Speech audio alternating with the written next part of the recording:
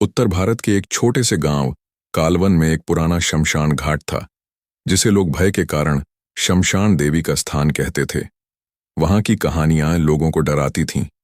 कहते थे कि वहां रात के समय अजीब सी स्त्री हंसती है, कभी किसी की आत्मा पकड़ लेती है, कभी किसी को पागल बना देती है।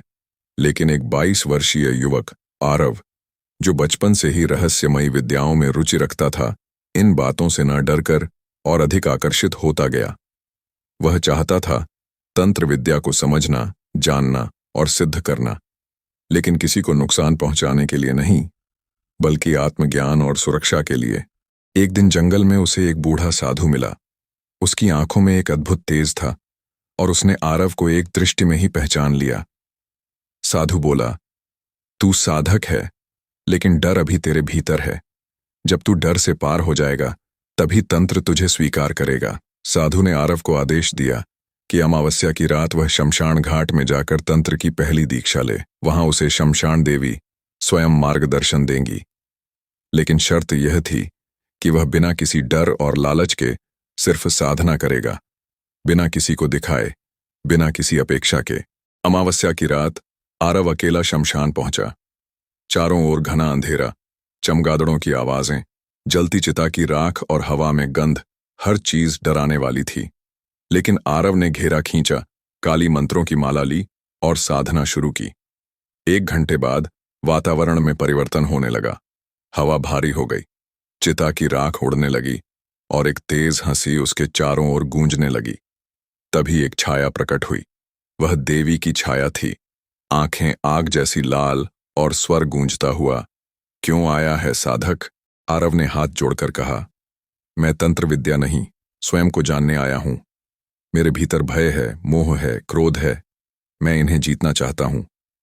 देवी मुस्कुराई, बहुतों ने तंत्र मांगा है बल के लिए, तू मांग रहा है विनाश से रक्षा के लिए, यह सही मार्ग है। फिर देवी ने उसे 3 रहस्यमयी तंत्र दिए, काली कवच, भैरव बीज मंत्र पाय और 12 त्रिनेत्र ध्यान। आरव ने इन मंत्रों को अपने जीवन में उतारने की प्रतिज्ञा ली। कुछ महीने बीते। आरव अब साधना में माहिर होता जा रहा था। तभी गांव में त्रिलोचन नामक एक काला तांत्रिक आया। वह लोगों को डराकर वश में करता था, बलि देता था और डर फैलाता था। उसने आरव को चुनौती दी, तू साधक है या ढोंगी? उस रात दोनों का आमना सामना हुआ। त्रिलोचन ने नरबली से शक्तियां जुटाईं, पर आरव ने भैरव तंत्र का प्रयोग किया। एक ओर काला तंत्र, दूसरी ओर शिव का रौद्र रूप। जैसे ही आरव ने त्रिनेत्र ध्यान साधना पूरी की, तेज प्रकाश हुआ और त्रिलोचन की सारी शक्तियां नष्ट हो गईं। त्रिलोचन मूर्छित हो गया और गांव छोड़कर भाग गया। गांव के लोगों ने पहली बार समझा कि तंत्र का मतलब डर नहीं, सुरक्षा भी होता है। आरव अब गांव में बच्चों को ध्यान, साधना और आत्मशक्ति सिखाने लगा। उसने अपने जीवन में कभी तंत्र का दुरुपयोग नहीं किया। वह हमेशा कहता था, तंत्र केवल साधना नहीं, आत्मा का विज्ञान है। जो इसे भय से नहीं, श्रद्धा से अपनाता है, वही इसका सच्चा अधिकारी बनता है।